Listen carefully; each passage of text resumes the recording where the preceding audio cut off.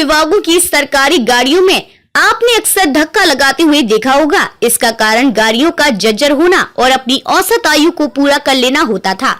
लेकिन यह सब अब गुजरे जमाने की बात हो चली है, क्योंकि सड़क परिवहन एवं राजमार्ग मंत्रालय ने इस संबंध में 17 जनवरी को एक अधिसूचना जारी की, जो 1 अप्रैल 2023 से प्रभावी हो गई है। इसके अनुसार अगर किसी सरकारी गाड़ी की आयु 15 वर्ष हो गई है तो उसका रजिस्ट्रेशन निरस्त समझा जाए। कहने का सीधा मतलब यह है कि 1 अप्रैल 2023 से सभी 15 साल पुरानी सरकारी गाड़ियां चलन से बाहर हो गई हैं। केंद्र सरकार या प्रदेश सरकार यह फिर नगर निगम सार्वजनिक क्षेत्र के उपक्रम में 15 साल पुरानी सरकारी गाड़ियां अब संचालित नहीं हो सकती हैं। इस अधिसूचना में केवल सेना की बख्तर बंद गाड़ियों को छूट दी गई है, जिन्हें भी उपलब्ध होते ही बदल दिया जाएगा। अगर आप नई गाड़ी खरीद रहे हैं तो इस नसीहत पर ध्यान जरूर दीजिए। गाड़ी खरीदने के बाद डीलर पॉइंट पर ही आपकी गाड़ी का रजिस्ट्रेशन होता है और उसके लिए अप्रूवल स्थानीय जनपद का परिवहन विभाग कार्यालय देता है।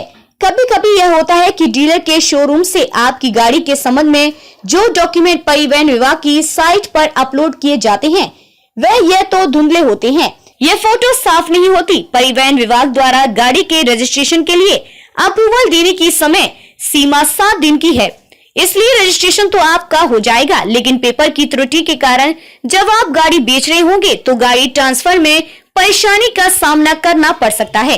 इस तरह यदि आपकी गाड़ी स्क्रैप हो गई है तो सबसे पहले उसकी चेचिस का टुकड़ा परिवहन विभाग में जमा करना होगा।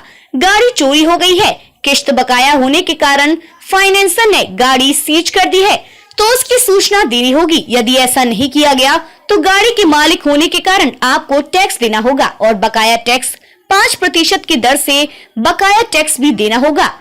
जहां एक बात और समझने की है कि विभिन्न परिस्थितियों में कई ऐसी परिस्थितियां भी आ सकती हैं जब आपको गाड़ी मालिक होने के कारण टैक्स तो देना होगा, लेकिन आवश्यक प्रपत्र जमा करने के बाद ब्याज से आपको राहत मिल जाएगी।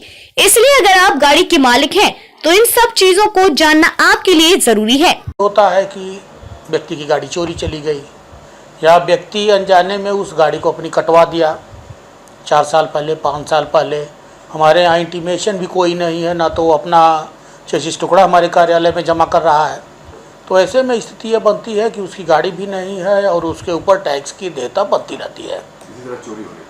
चोरी होने पर या गाड़ी कटवा देने पर या गाड़ी एक्सीडेंट में अगर हो गई और गाड़ी खड़ी हुई है 5 साल बाद उसको बनवाने जाता है तो ऐसी स्थिति में टैक्स की देयता तो जब तक उसके प्रपत्र हमारे कार्यालय में समर्पित नहीं कर दिए जाते हैं तब तक टैक्स की देयता उसके ऊपर रहती है।